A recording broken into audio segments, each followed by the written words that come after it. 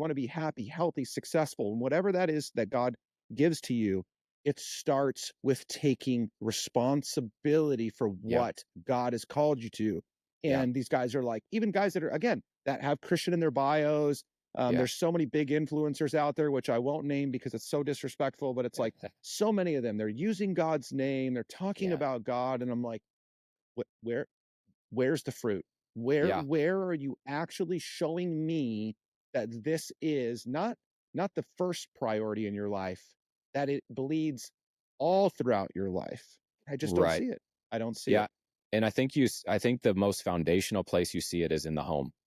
Hmm. And in the home, faith lives and dies. And so you talk about why there's so many generations. So why are all the youth leaving the church? Well, have you ever asked the question that, just because you go to church, you take your family to church on Sunday and you have a Bible in your home, and the rest of the week you live like the world, what are you convincing them to do? I mean, That's that's right. it's a part of my testimony.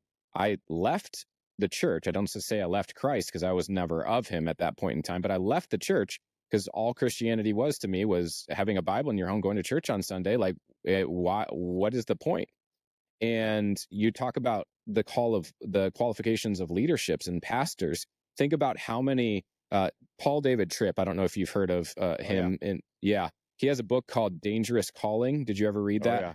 Oh yeah. Okay. In that, I start questioning, like, I'm like, how is it that all of these people can be even like considered pastors if they don't even meet the basic qualifications of elders, of managing your household well, not in terms of lording over it, but that you're leading your family to Christ.